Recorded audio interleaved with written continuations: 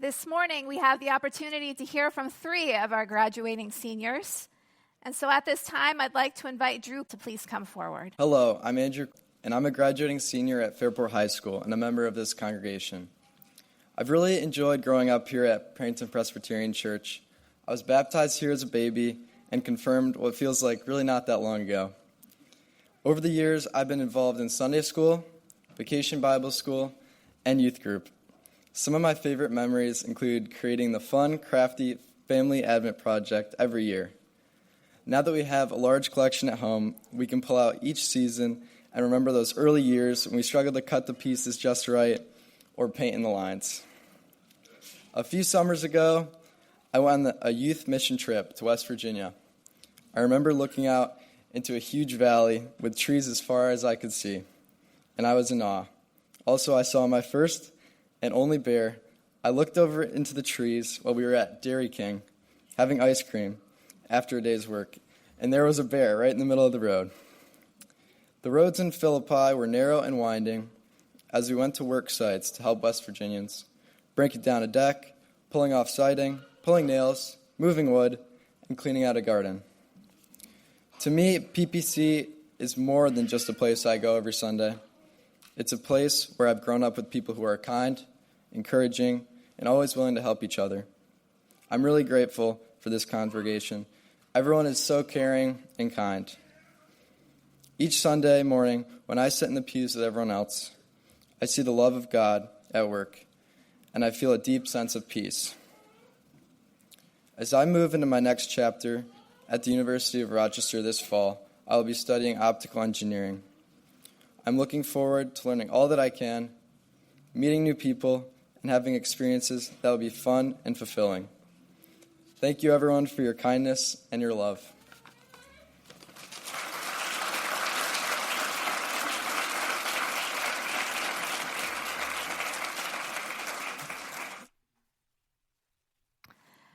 Next up is Chloe.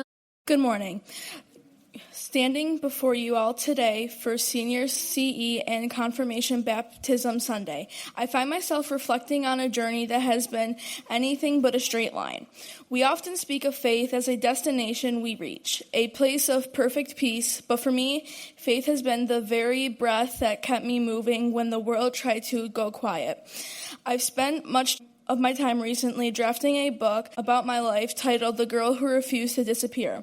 The title is more than just a creative project. It is the central theme of my existence and my walk with God.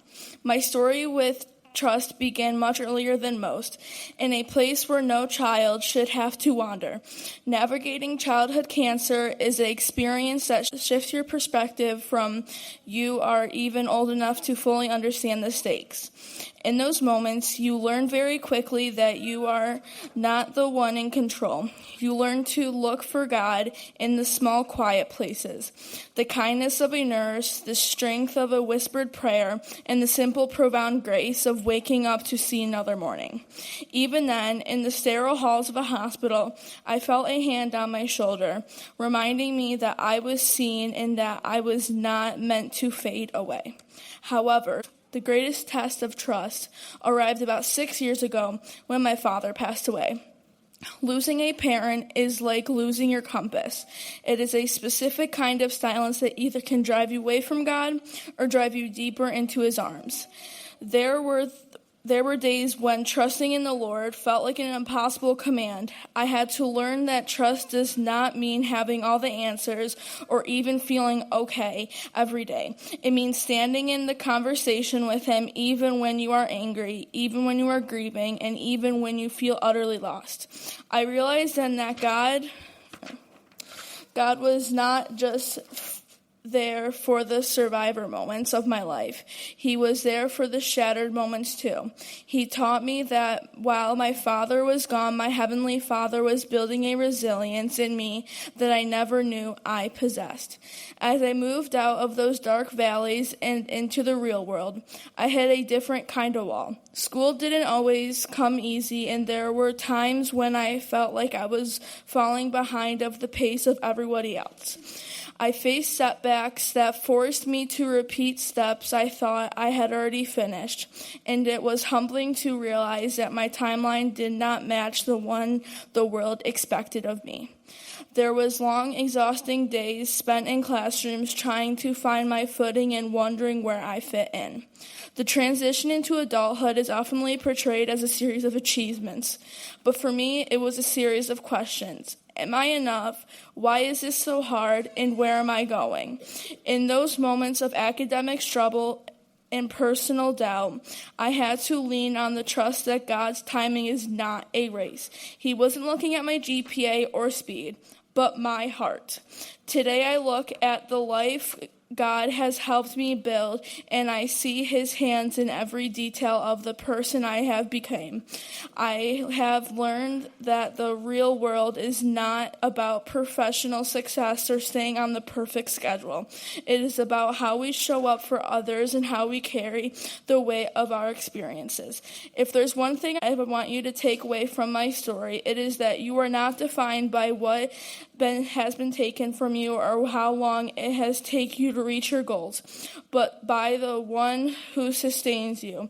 I have been a patient, a grieving daughter, a student who has had to try twice as hard, and now soon to be a teacher. But I am a child of God who refused to disappear because he refused to let me go. Whatever valley you are walking through today, whether it is a health battle, a deep loss, or simply uncertainty of the future, know that the same God who carried me through the darkest nights is walking right beside you. Trusting him is not always easy, but it is always worth it.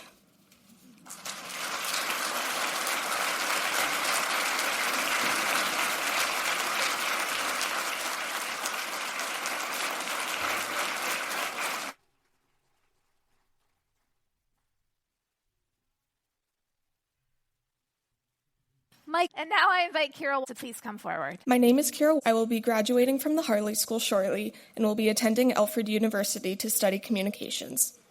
I've been a student at Harley since 6th grade, and boy, did middle school suck. I started at a new school with no connections, academically behind, and by the time I got used to being at Harley, I left for what was supposed to be a 2-week break that turned into being stuck at home because of COVID. I felt isolated, trapped, with nobody to talk to, and as I barely made friends at this point, being stuck in my house with my family only seemed to add fuel to the ever-growing wildfire I was in. I started to become angry at God and felt as if he was punishing me for doing something wrong. My anger only increased when my uncle went to the hospital shortly after COVID began. I begged God to allow me to see my mom, who had to quarantine because she was stuck at the hospital to help take care of my uncle. I begged God to not take my uncle away from us, and I begged God to allow me to see my uncle one last time. I never did get to see him one last time, and I hated God for it. Eventually, school got better, I made lots of friends, and life started to finally go back to normal. I slowly started to rebuild my relationship with God. Then I entered high school. I was excited to start high school, but I began to struggle. I struggled a lot. I couldn't figure out why I began to struggle, and I again started to think that God was punishing me, this time for starting to lose that connection I had with him in the first place. I struggled in so many ways that eventually I didn't think anything good would happen anymore. After lots of hard work, things began to get better, including my faith.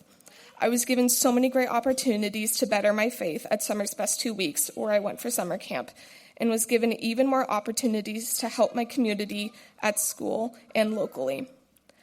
I helped with all the theater performances at school for both middle and high school, and even performed in our high school musical, Hadestown. I took a year-long hospice class at Harley, where we learned how to take care of the sick and dying, learned how to deal with death, ways to cope, and have been volunteering at Advent House up the road since January.